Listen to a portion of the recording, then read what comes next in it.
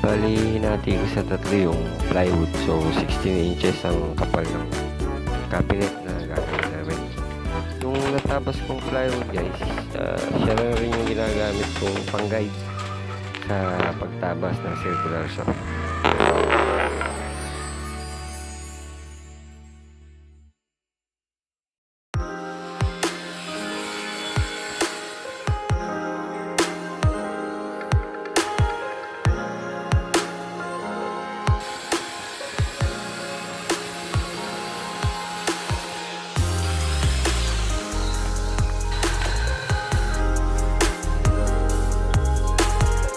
Nilalagyan namin ng stick wheel, guys, bago namin ipako para mas matibay yung cabinet. Gamit ang aking DIY 90-degree corner clamp sa pagbuo ng cabinet, guys. Ayan, guys, para mas madaling magbuo ng cabinet. Hindi mo na siya kailangan hawakan o mahigpit o alalayan. Palito na yung alalay.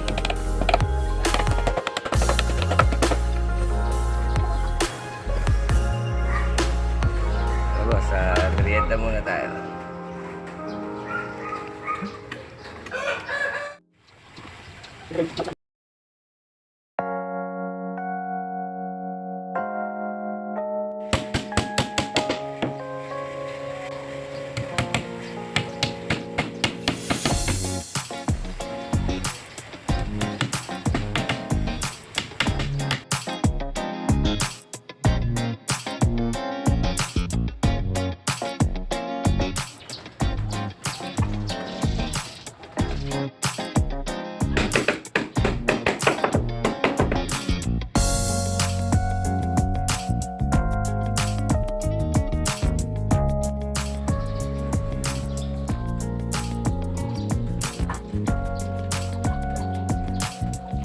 Bali 2 layers ang magiging design ng cabinet.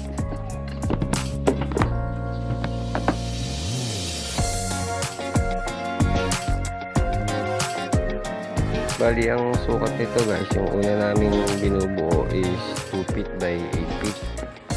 Tapos hatin sa 6. So 6 din ang magiging dito nito.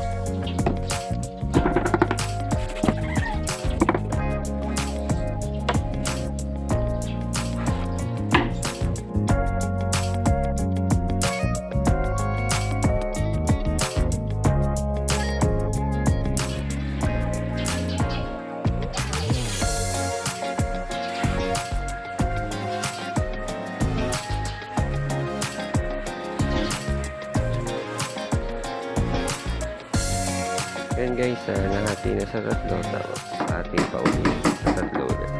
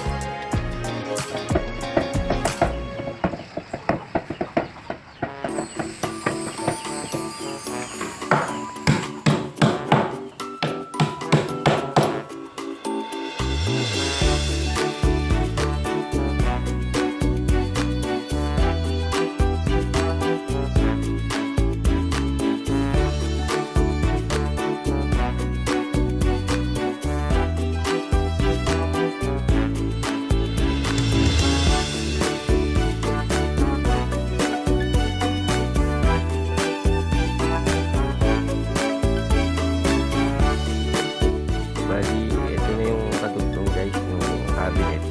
Bali, ang style nito paliko. Bali, L-type siya.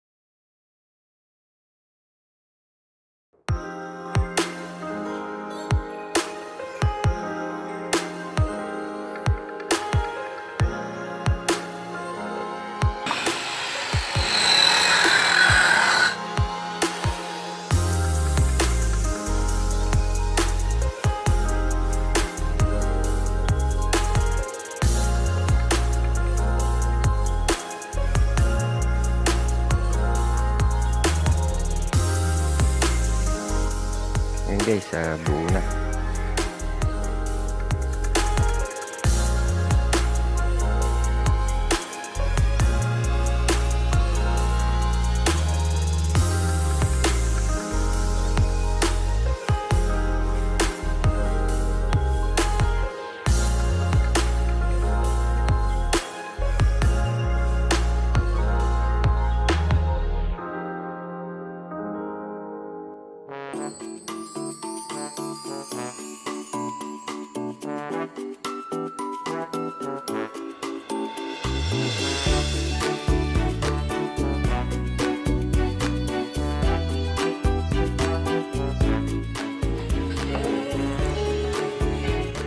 Bali, inumpisa ko na guys gawin yung pinto.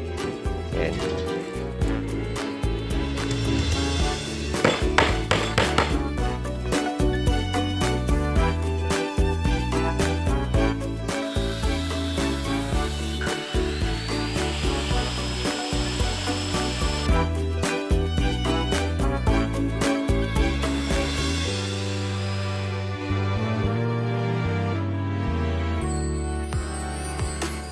Nilalagyan ko ng liston guys yung pito, 1 by 1 para mas matibay yung gilid.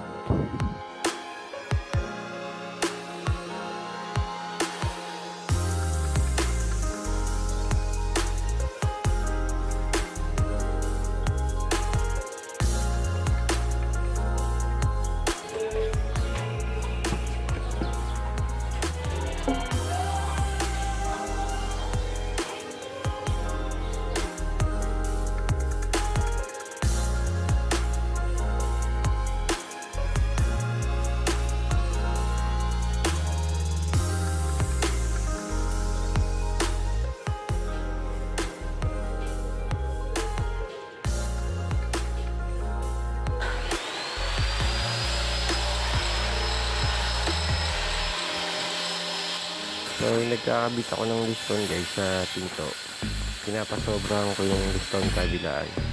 Tapos, ako na lang tatabasok pagka nakapako na para diretso ka naman. Bali, squala yung ginagamit kong pang guide sa circular saw para diretso.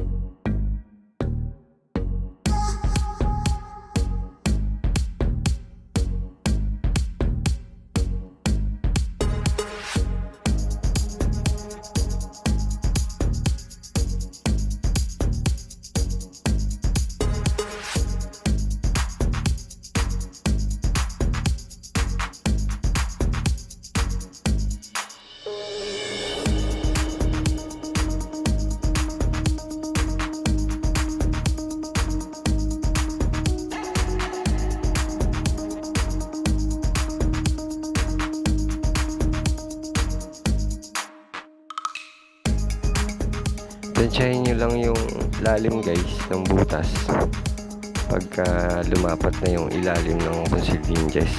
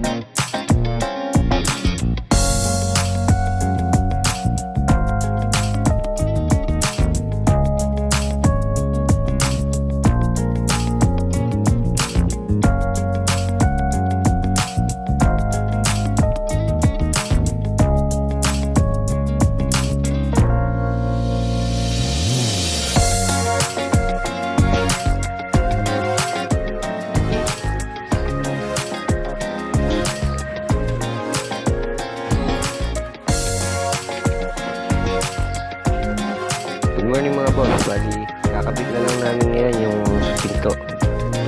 Bali natapos na rin pinturahan yung dirty kitchen. Tara tingnan natin.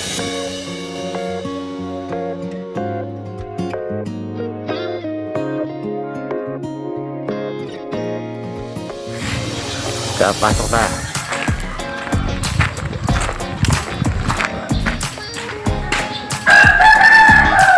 Ayan mga boss, bali napinturahan na ito yung ceiling tsaka yung wall.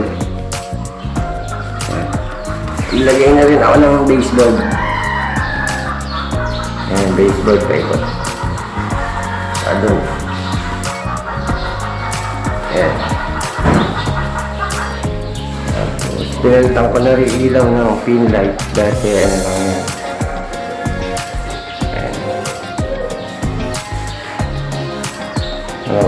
Bali na-install na namin yung cabinet. Yung pinto na lang gagawin namin ngayon. Ito. Ayan mga. Tapos ito, pinalitan na rin namin ng piano hinges. Dati bisagran niya yung ano lang, dalawa. Bali pipinturahan pa rin yan.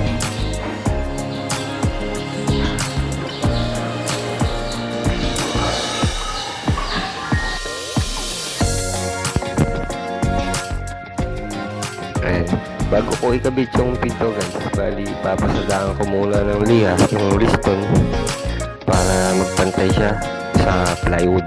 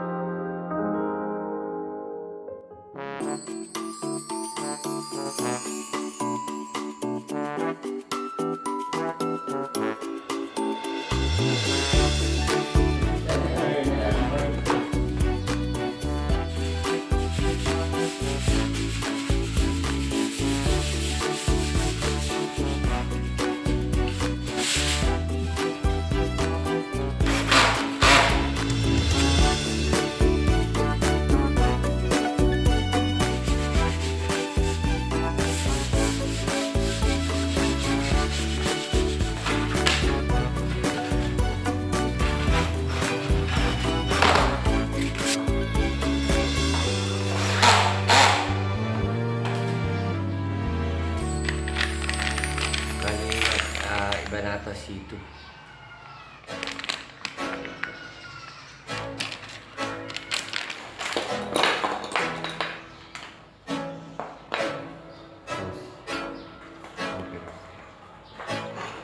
Bali boss, ito yung C2, ito yung C1. Bali yung kaibahan niya is mapapansin nyo.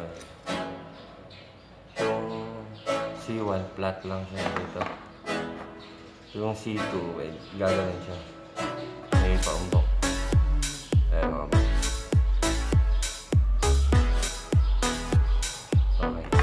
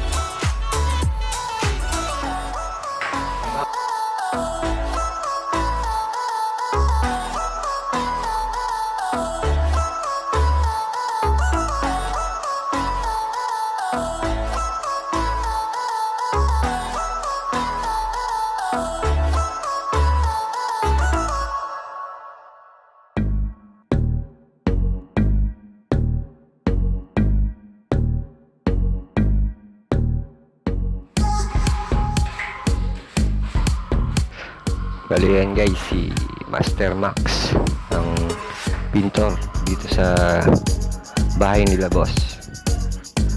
Pasok tayo sa loob guys.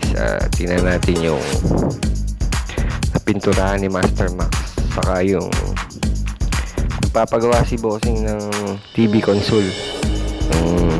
Lalagyan niya ng TV sa salas. Tingnan natin.